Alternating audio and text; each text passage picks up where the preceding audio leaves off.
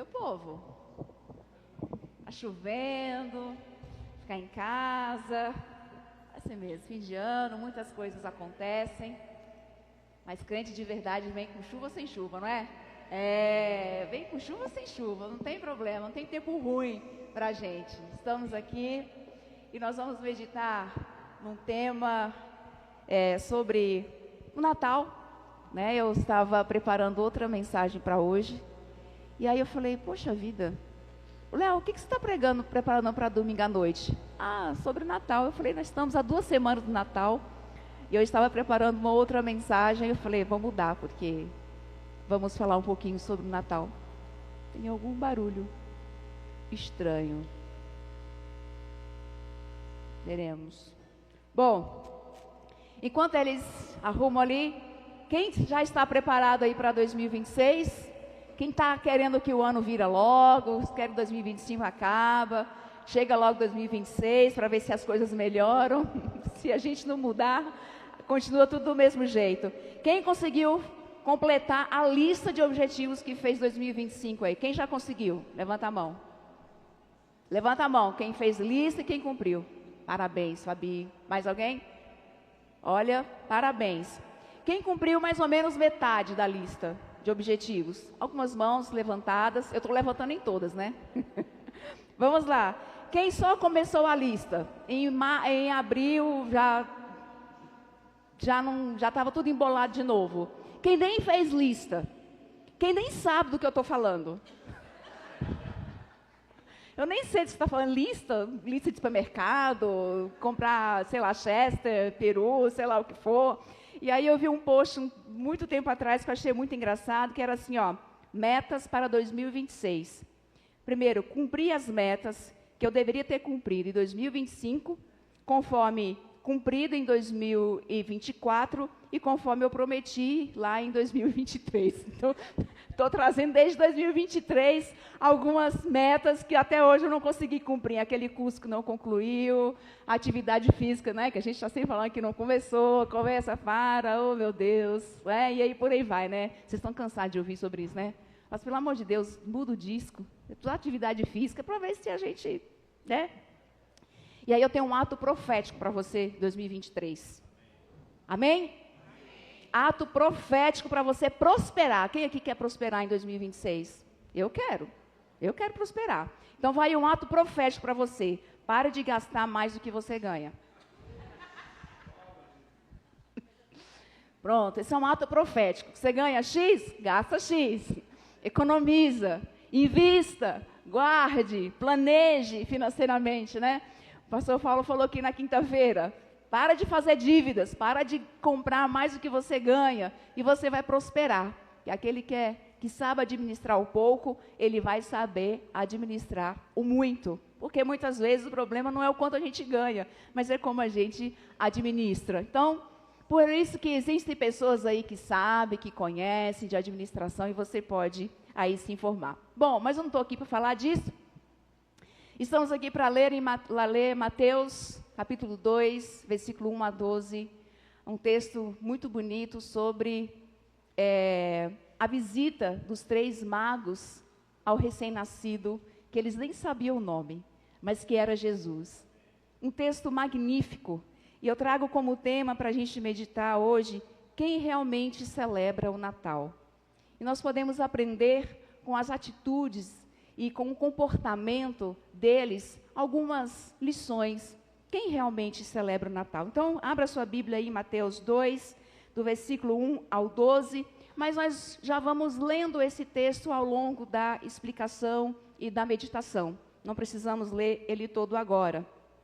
Então, a informação que nós temos desse texto é que ele só se encontra em Mateus. Mateus é o único registro, né, que faz, a única pessoa, seguidor de Jesus, que faz o registro dessa informação, de que foi 3 magos, alguns chamaram de reis, que foram visitar Jesus guiado por uma estrela. Então, o que nós podemos aprender sobre a celebração do Natal, ou seja, o nascimento de Jesus, que é realmente o Natal, que é o nascimento de Jesus. Então, em primeiro lugar, que o Natal revela quem busca a Deus de coração. O Natal revela quem busca a Deus de coração. E aí nós vamos ler o versículo 1 e o versículo 2. Você pode acompanhar na sua Bíblia, mas também estará projetado aqui. Que diz assim: depois que Jesus nasceu em Belém da Judéia, nos dias de Herodes, magos vindos do Oriente chegaram a Jerusalém e perguntaram: onde está o recém-nascido rei dos judeus? Vimos a sua estrela no Oriente e viemos adorá-los. Então, o Natal revela quem busca a Deus de coração. E esses magos, que também historiadores chamam de astrólogos, e alguns comentaristas podem se referir a eles como reis, pelos presentes, pelo comportamento deles. Não sabemos exatamente como que eles souberam desse rei, quais registros eles tinham, mas eles sabiam de alguma forma. E o seu coração estava tão cheio de anseio por conhecer e adorar esse recém-nascido. Então, eles reconheceram Jesus como rei, mesmo antes dos judeus. Mesmo antes dos judeus, eles reconheciam Jesus, esse recém-nascido, como rei dos judeus. É tanto que ele chega e pergunta: onde nasceu o rei dos judeus? Onde está o recém-nascido? Viemos adorá-lo. E aí todo mundo: hã? Rei? Recém-nascido? Do que você está falando?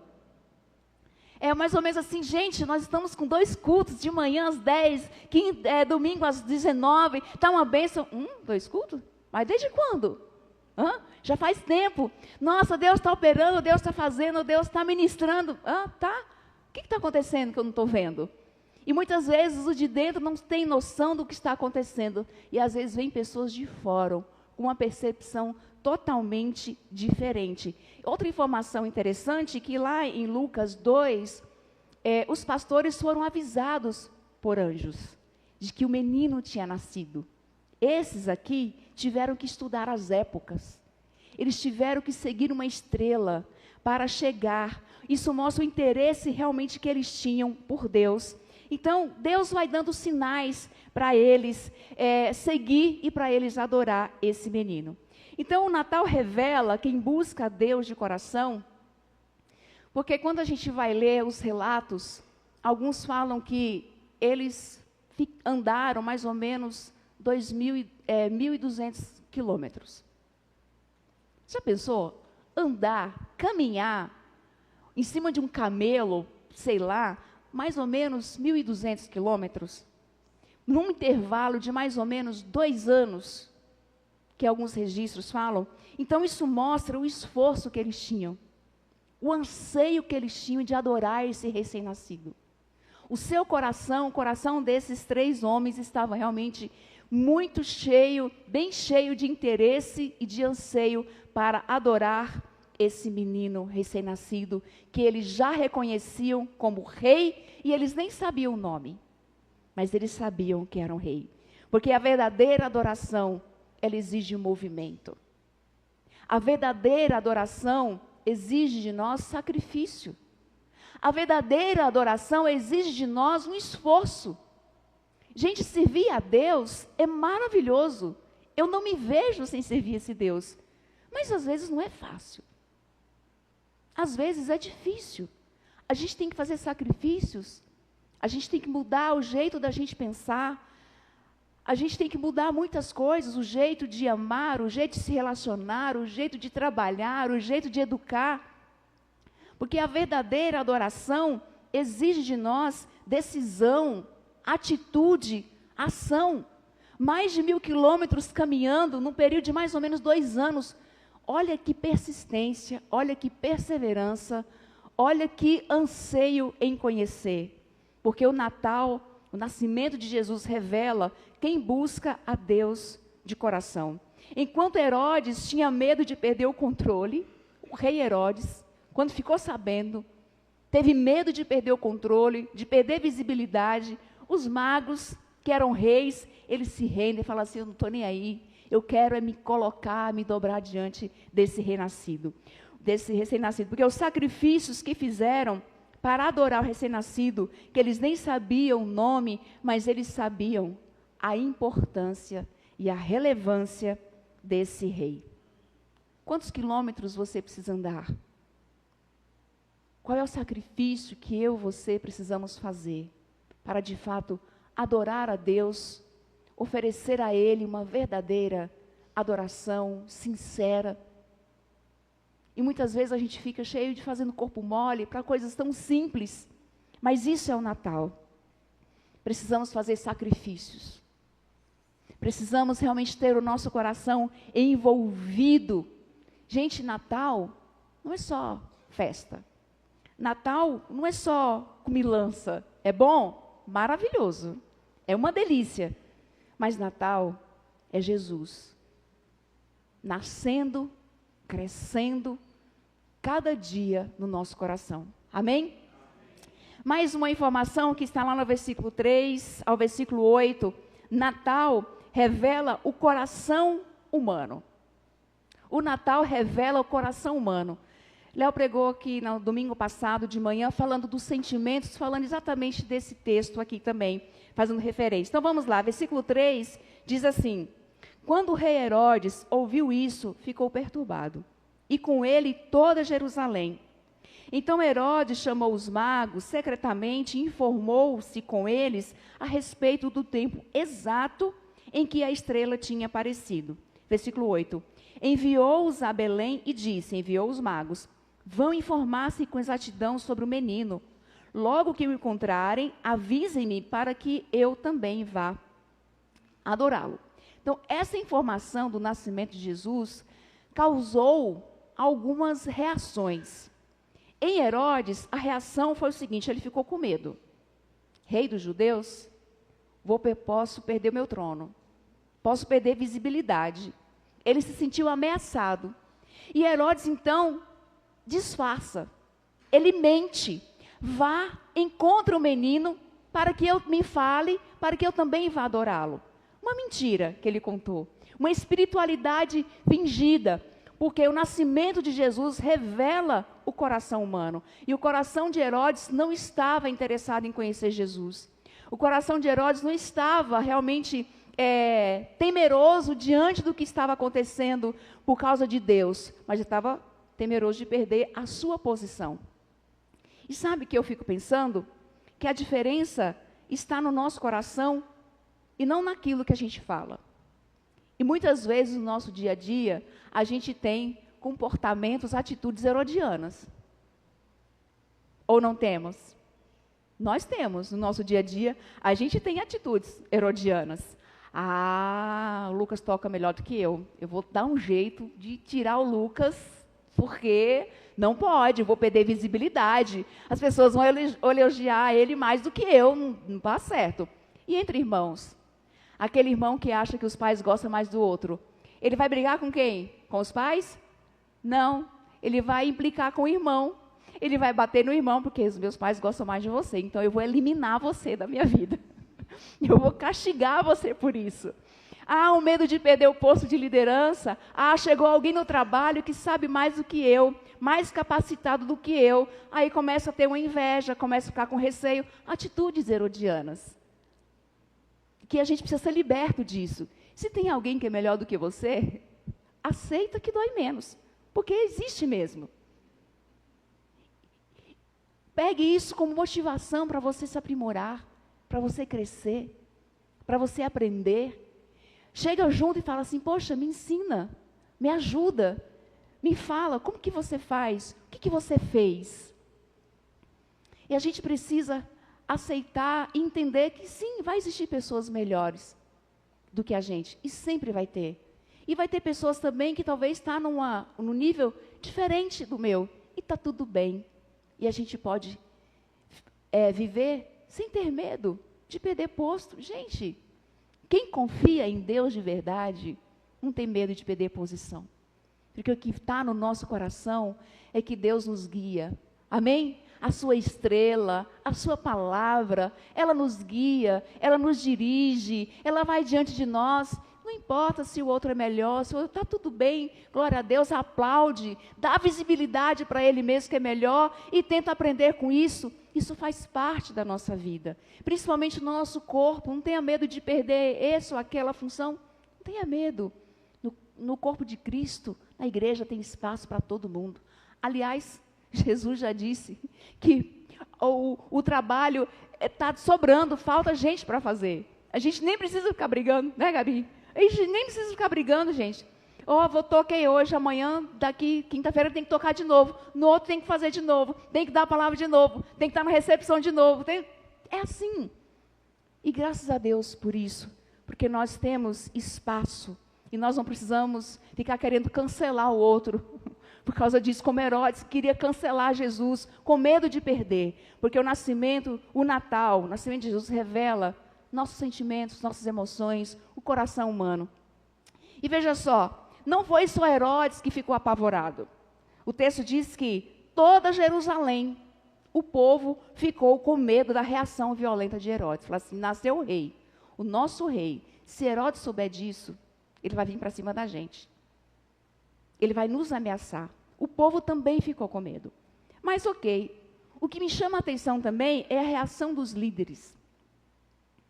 O texto fala que os magos chegam em Jerusalém, perguntam onde é que está o recém-nascido, Herodes fica perturbado, quer cancelar o menino, e os líderes religiosos dão a informação exata do texto, onde fala do nascimento, mas eles ficaram espiritualmente apáticos. Eles não fizeram nada. A notícia do nascimento do Messias não parece ter gerado no coração dos líderes alegria, euforia. Pelo menos a gente não vê isso no texto. E isso explica como eles trataram Jesus quando ele começou o seu ministério. Eles começaram a afrontar Jesus, questionar Jesus, querer matar, querer cancelar Jesus, também por medo de perder o seu posto. Olha, Jesus revela nossos estados emocionais, nossas intenções, nossas emoções. E olha que interessante, eles sabiam exatamente onde o Messias nasceria, que era em Belém, que ficava e fica a 9 quilômetros de Belém, mas eles não foram procurar o recém-nascido. Os magos andaram mais de 1.000 quilômetros, por um período de mais ou menos 2 anos, chegaram a Belém, querendo adorar, e eles que estavam ali, a 9 quilômetros, gente, 9 quilômetros, às vezes é uma pedalada que você dá na academia, quando você está empolgado, é ou não é? Você está lá empolgado, ouvindo Oficina G3, né, Lucas? Então, você está lá empolgadérrimo, você faz 9 km na bike tranquilo. Se eles tivessem bicicleta, talvez chegariam mais rápido. Mas os líderes, eles não se importaram. Eles ficaram espiritualmente apáticos. E muitas vezes o problema não é a ignorância, mas é a indiferença. A indiferença com que tratamos as coisas de Deus, a palavra de Deus. Isso é muito difícil, porque não adianta a gente ter a Bíblia na mão, de várias versões, não adianta muitas vezes a gente até conhecer, mas a gente não se submeter, a gente não se render, a gente não ter uma busca sincera, não vai mudar a nossa vida. A gente precisa conhecer? Sim, a gente precisa, mas a gente também precisa obedecer. A gente precisa ter esse anseio, assim como eles tinham. E no texto de Filipenses, a Bíblia vai falar que alguns pregam Jesus por inveja, por ambição. Então, isso acontece. Mas o que nós aprendemos com esses magos é que eles tinham realmente um coração desejoso de conhecer esse menino. E que nesse Natal, a gente tenha o nosso coração desejoso de que Jesus cresça cada dia na nossa vida. Que Ele cresça, que eu diminua. Eu não preciso ficar com medo de perder o controle da minha vida para Jesus. Pelo contrário, eu preciso ficar com medo de querer ter o controle da minha vida. Porque se está na minha mão, coisa boa não é. Eu preciso entregar o controle da minha vida para Ele. Porque Ele sabe, porque Ele conhece todas as coisas. Então, muitas vezes, a gente está no nosso dia a dia, a gente está aqui, a gente tem tanta coisa boa acontecendo, e muitas vezes a gente fica como esses líderes, apáticos.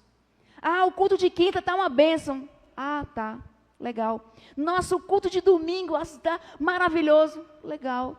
Gente, a célula está multiplicando, vidas estão convertendo. Ah, não, mas não tenho tempo. 20 horas por semana. Ah, é muito difícil para mim. É complicado demais. Não, vem nos cursos domingo, 10 horas é muito cedo. 19 horas é muito tarde. Não, de manhã, 1h30, demora demais. À noite é só 1 hora.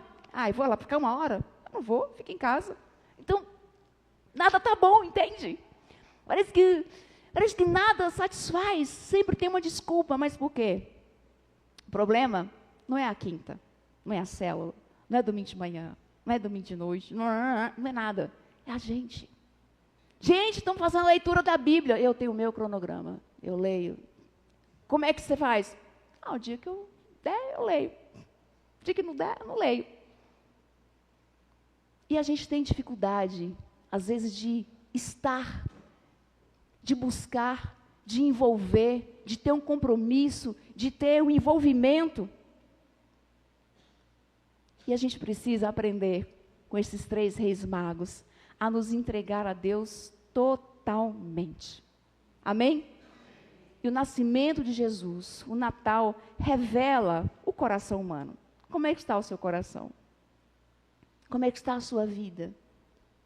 Você está meio indiferente, meio desanimado, está com medo? Vai que Jesus controla alguma coisa que eu não quero? Está com reservas? Ou você está como esses 3 reis magos aqui, ó, totalmente desejoso de se entregar? E aí nós seguimos, nós aprendemos mais coisas ainda na celebração do Natal. Em terceiro lugar, que o Natal confirma o caminho daqueles que buscam a Deus sinceramente. O Natal confirma o caminho daqueles que buscam a Deus sinceramente. Veja lá no versículo 9 e versículo 10. Vamos ler? Podemos ler juntos? Abre aqui para mim, por favor. 1, 2, 3. Pode deixar.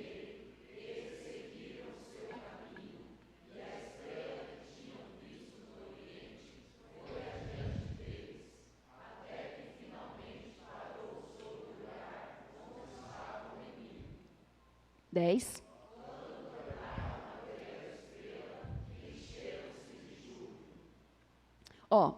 O Natal confirma o caminho daqueles que buscam a Deus sinceramente. Tem algumas informações nesse texto que me chamam a atenção. Primeiro que eles não se deixaram influenciar, nem pelos líderes e nem por Herodes. Quando eles chegam em Jerusalém, cadê o recém-nascido? Ninguém sabia. Eles falaram assim, andou mais de 1000 quilômetros, 2 anos, ninguém sabe, vamos voltar. Então tá bom, a gente deu viagem perdida. Não, eles tinham uma convicção tão grande do que eles estavam buscando, do que eles estavam procurando, que eles não se deixaram influenciar e nem desanimaram. E sabe uma coisa que a gente observa às vezes? Quem vai pregar hoje, Rita? Não vou não gosto. Quem toca hoje? O grupo do Lucas. Não gosto do grupo do Lucas. Não estou afim. Tem gente que vem no culto para ser jurado. Já percebeu? Tem gente que vem para ser jurado. O jeito que toca. Não sabe nem pegar um violão. Não tocou bem. Errou tudo. Olha o jeito que prega, o jeito que fala. Vem para ser jurado. Você vem para ser jurado ou você vem para se entregar e render a Deus? Porque para ser jurado, você fica em casa. Vai ser jurado de outra coisa. Então tem gente que vem para ser jurado, sai julgando. Está muito claro, está muito escuro, está muito frio, está muito quente. Reclama de tudo. E vem falando e vem palpitando. Gente, o problema nem sempre é o que acontece, a maneira como acontece aqui. Mas como eu disse, é o nosso coração. Aí tem outra coisa também que acontece. A pessoa fica no trabalho 3, 4 horas sem ir no banheiro, sem beber água. Chega no banheiro, dá incontinência urinária. Diabetes. Aí ela precisa ir no banheiro, não preciso muito no banheiro, ela levanta 2, 3 vezes. Não, mas é uma sede que eu preciso tomar água. Traz sua garrafa. Ficar 1h30 sem tomar água, você não vai morrer. E às vezes a gente trata o momento de culto de forma muito relaxada.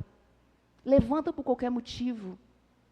Levanta por qualquer razão. Se distrai.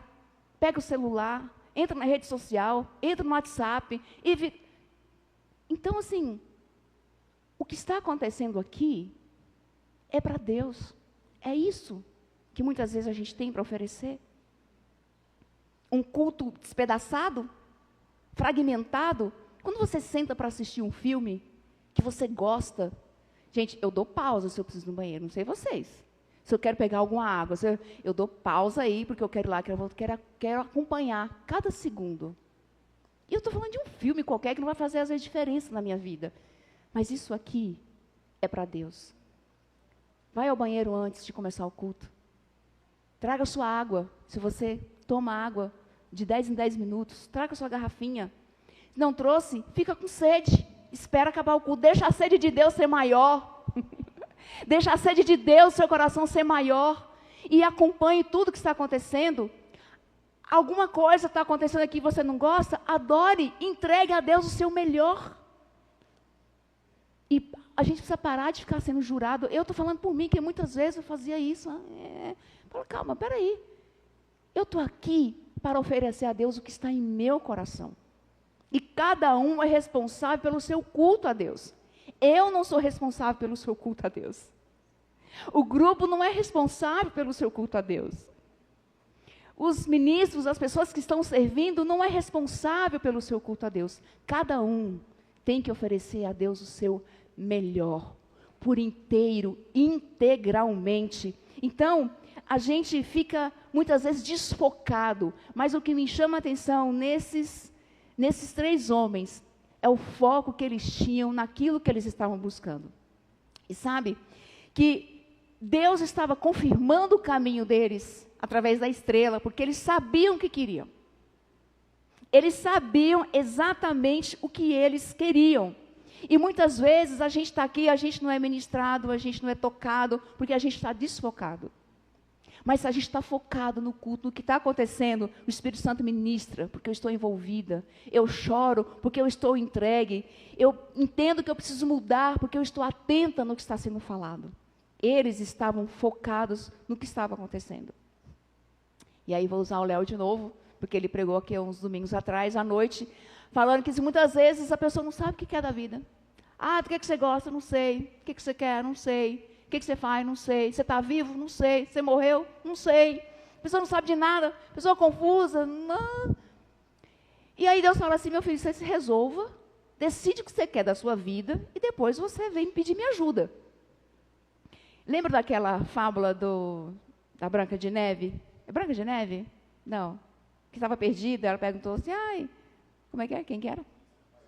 Alice no País das Maravilhas, aí, tá vendo?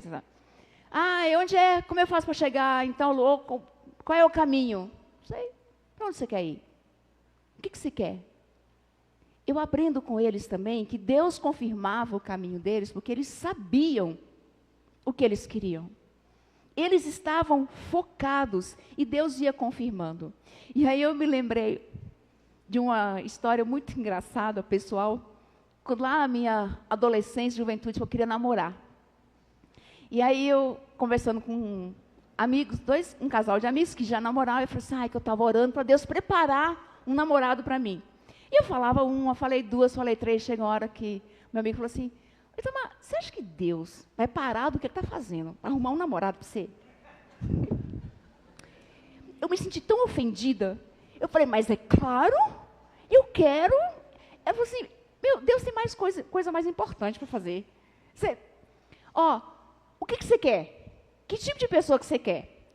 Aí eu falei, eu quero uma pessoa bonita, que sabe tocar, olha só, ó Deus confirmando, que faz isso, Pronto, então você vai procurar alguém que tem essas características e deixa Deus em paz. Decide o que você quer. E Deus foi gracioso. Até hoje eu vou continuar acreditando que foi Deus que preparou para mim, entendeu?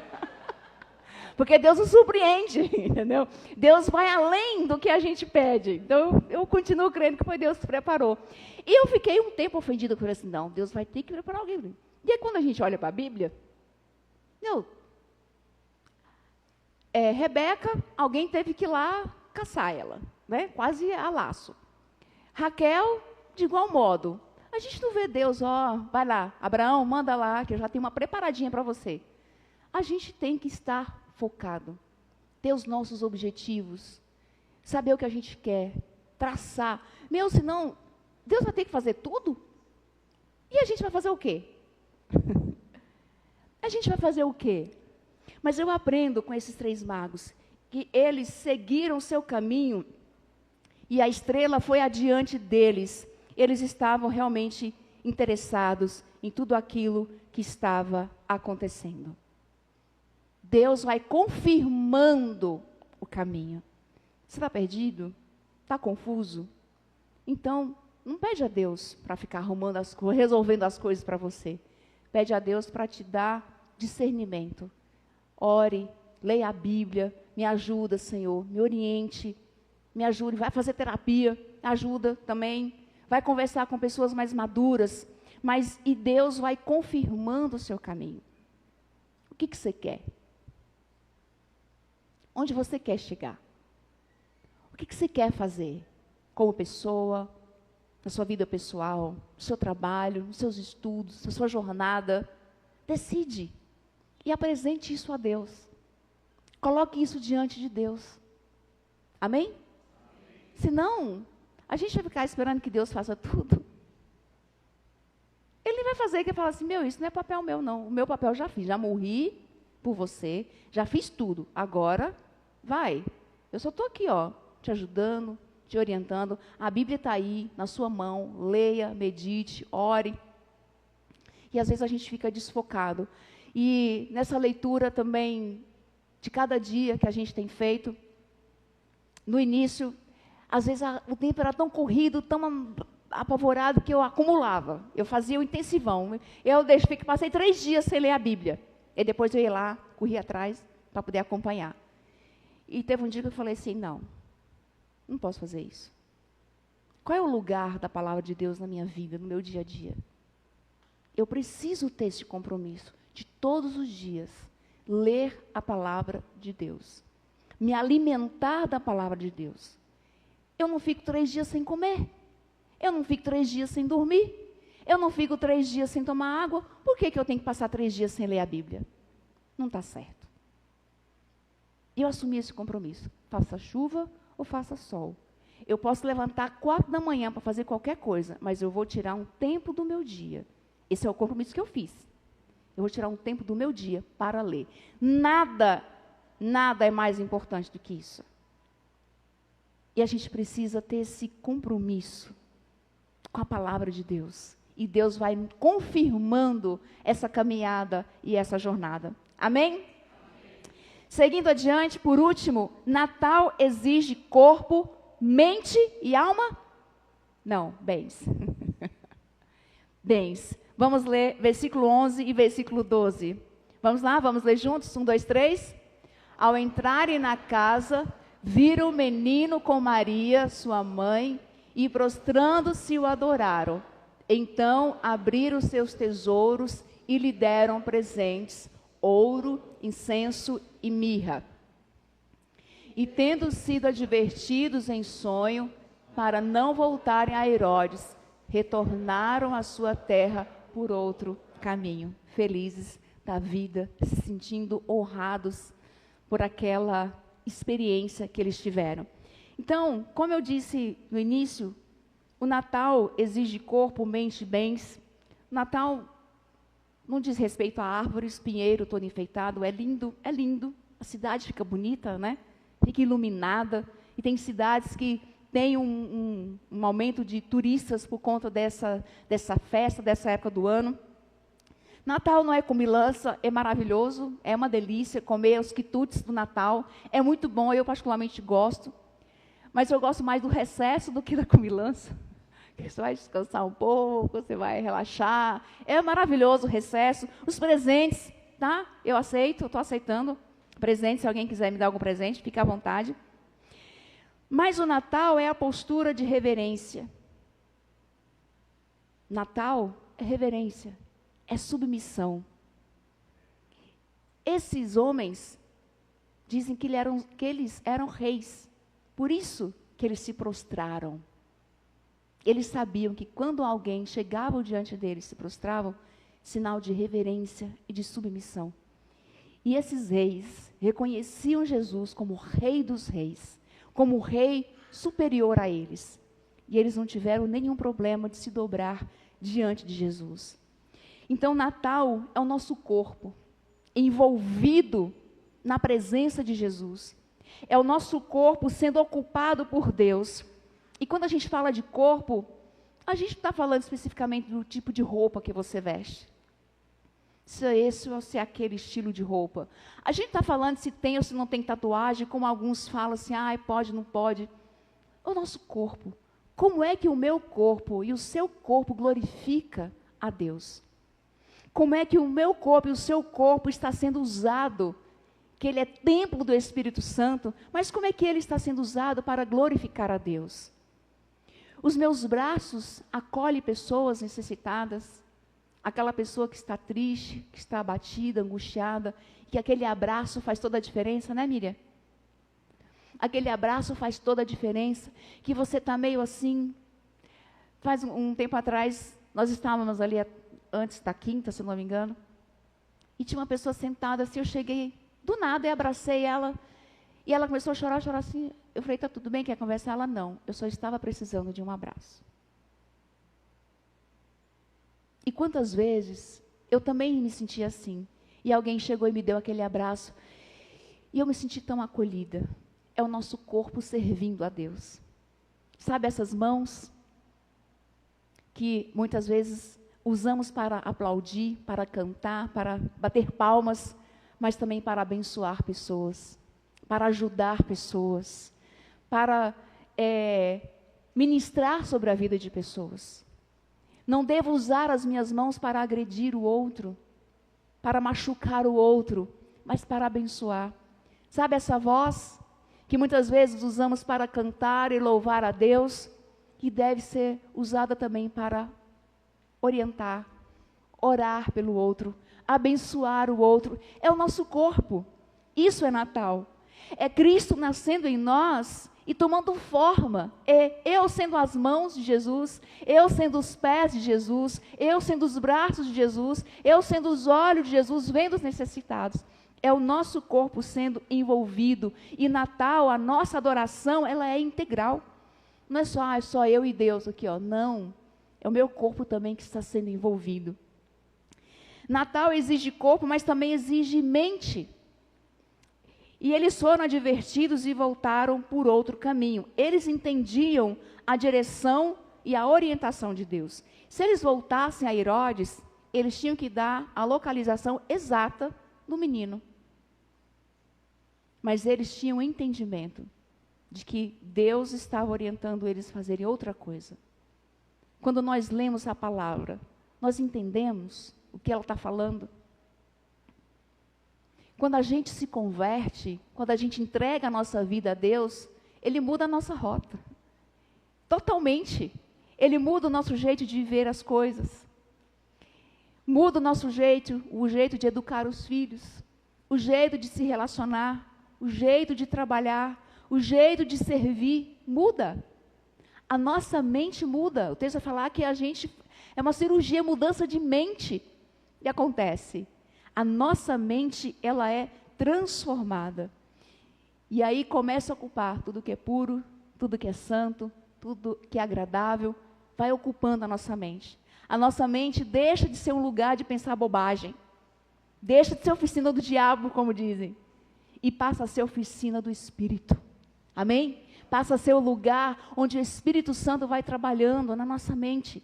Sabe aquele dia que você se pega com pensamentos esquisitos, estranhos, pessimistas, negativos, obsessivos, ruins, que te faz você sentir mal? Repreende e fala assim, não, minha mente é de Cristo. Deus está aqui dentro de mim. Ele está habitando em mim. Eu faço isso às vezes. Quem não passa por isso? Eu acho que não sou só eu, todos nós passamos. E ficamos pensando bobagem. E a gente começa a botar a nossa cabeça na palavra de Deus e mudar o jeito de pensar. Então, o Natal exige corpo, exige mente, mas também exige bens. Ninguém entrava na presença de um rei sem levar presentes, porque era uma forma de honrar aquele rei. O texto não fala que eles levaram presentes para Herodes. Eles podem ter levado, mas o texto não fala isso. Mas deixa muito claro que eles presentearam Jesus, e o tipo de presente também traz algumas lições para nós. Que eles reconheciam Jesus como rei, como sacerdote e como profeta. E alguns comentaristas relatam essa simbologia, né, esse significado espiritual dos presentes, onde o ouro pode representar a realeza de Jesus, que eles reconheciam Jesus como rei. O incenso como um sacerdote, e a Bíblia fala que Jesus é o sumo sacerdote. Ele é o mediador entre nós e Deus. E Jesus também, a mirra, que é um tipo de óleo, como profeta, que usava o óleo para ungir. E Jesus, Deus falava através dos profetas, mas a partir de Jesus, Ele fala através do Filho. E eles reconheceram isso antes dos judeus, antes dos líderes, antes dos especialistas, estudiosos da Bíblia. E eles ofereceram esses presentes para Jesus: ouro, incenso e mirra. Você tem sido fiel nos seus dízimos? Ou tem conta demais, que aí não sobra para dar o dízimo? E quem te diz que dízimo é sobra? É o primeiro. A primeira coisa que a gente deve fazer é dizimar. Ah, mas eu vou ficar devendo? Talvez as coisas não estão indo muito bem financeiramente na sua vida. Talvez porque você está roubando a Deus primeiro. Você está negligenciando um mandamento de dizimar. Você tem sido generoso? Você tem ofertado para a obra? Tem contribuído para a obra, tanto local quanto mundial?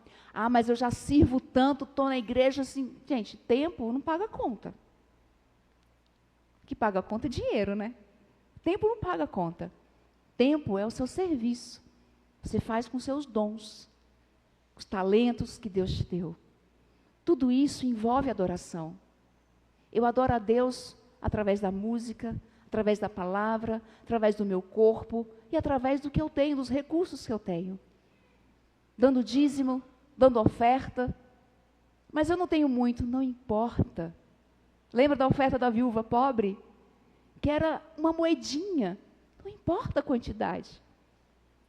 Sabe, às vezes, quando você vai presentear alguém, e você dá uma coisa, às vezes, de R$5, mas aquilo tem um valor, tem um significado tão grande, porque não é o presente em si, mas é o quanto aquilo representa, é o afeto, é o coração, e nós precisamos ser convertidos por completo, inclusive no nosso bolso. O nosso bolso também precisa. Agora não é bolso, que a gente não anda mais com dinheiro no bolso, né? Agora é o aplicativo do banco, que precisa se converter. A gente não anda mais com dinheiro no bolso, então é o aplicativo do banco que precisa ser convertido, é o cartão de crédito, de débito, que precisa ser convertido. A gente vai usando termos antigos, o mundo vai passando, evoluindo, a gente continua com os termos antigos. Não, agora não tem mais dinheiro no bolso, é de um ou outro que usa. Natal exige corpo, mente e bens. Por isso que na reunião de Natal familiar tem presentes. Mas na nossa reunião de adoração também tem que ter presentes. Não só a nossa adoração física, a nossa adoração espiritual, mas também com os nossos recursos. Amém? Tá vendo quando fala dinheiro, o povo nem fala amém direito, tá vendo? Aê, amém, gente? Amém, aê, glória a Deus. Então, só recapitulando o que aprendemos com eles, a real celebração do Natal, que o Natal revela quem busca a Deus de coração, o Natal revela o coração humano, como é que a gente está reagindo a esse Natal, como Herodes, como os líderes, ou como esses magos. O Natal confirma o caminho daqueles que buscam a Deus sinceramente, aqueles que sabem o que quer, perseverança. O Natal exige corpo, mente e bens. Vamos colocar em pé?